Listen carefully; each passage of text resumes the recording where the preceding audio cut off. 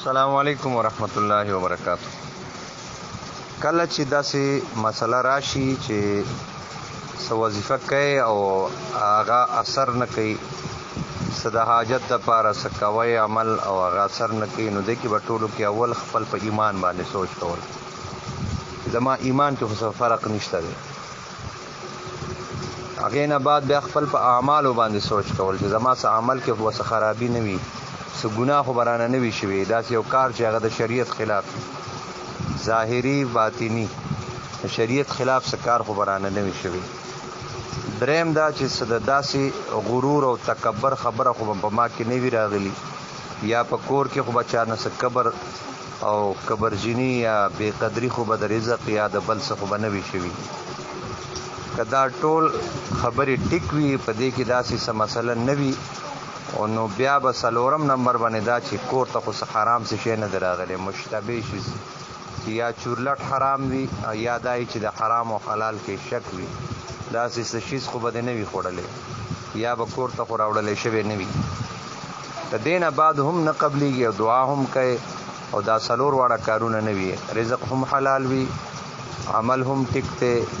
څه بې قدري او تکبر او د کبر نه ډکه څه خبره نه ده شوې، او ایمان هم ټیک دی، او بیا هم څه خبره کول غواړي او څه دعا کول غواړي نه قبلیږي، نو دا پوه شه چې دا د الله طرف نه امتحان دی. او که نه ایمان کې هم فرق دی، یا په اعمالو کې فرق دی،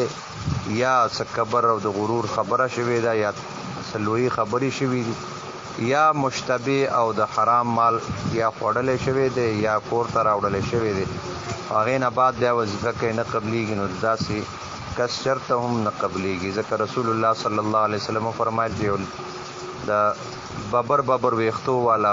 سلیدلو جامو والا به راشي او د بیت الله شریف نه به تاویږي او دعا به غواړي چې غفرانک یا الله د تا نه بخښنه غواړم، د تا نه بخښنه غواړم، او مطعمه حرام و ملبسه حرام و غذیه بالحرام فانا یستجاب لذلک. د ده به دی به لوی شوی، د ته به غذا ورکړی شوي په حرامو باندې، جامې به د ده د حرامو وي، د ده به خوراک چې دی هغه حرام وي، نو داسې کس دپاره به څنګه دعا قبوله شي؟ نو د دعا قبلېدلو دپاره اولنی شرط عقل حلال او صدق مقال دی، چې خوراک حلال وي او خبرې رښتیا وي، دروغ نه وي، بیا قبلیږي، دغه شانتې نه قبلیږي. وعلیکم السلام ورحمت الله وبرکاتہ. د استخارې شرعي حیثیت هغه معلومول ضروری دي. اصل کار د استخارې هغه دا دی چې دا یو سنت عمل دی چې دا پوره شي، الله رب العزت د دې په برکت سره په دغه کار کې خیر او برکت اچي. بیا دا چې خپل یو دغه د قسمت ته مطلب چې چاته خوب کې الله رب العزت وښیي پکې چې خیر دی کوه، چاته یې ونه ښیي. بیا دی کې طریقه دا ده چې خوب دی ولیدلو خو ډېره ښه ده، که ودې نه لیدلو سحر کې چې راپاسې ذهن دې کوم طرف ته دی، مطلب دغه کار کولو طرف ته دی یا نه کولو طرف ته دی. که کار کولو او نه کولو دواړو کې تردد او شک وي نو دوباره بیا وکړه، سې باره وکړه، داسې وو شپې مسلسل. که بیا هم پکې څه نه راتللو نو سنت ادا شو او تا په دې کار کې تجربه شته دی او ستا اصول او ضوابط دې ته برابر دي، نو بس شروع وکړه، انشاءالله خیر به پکې الله واچي. او که نه بیا دې زړه کې دا ټکه راځي چې یاره استخاره کې مې څه ونه لیدل نه شروع کومه،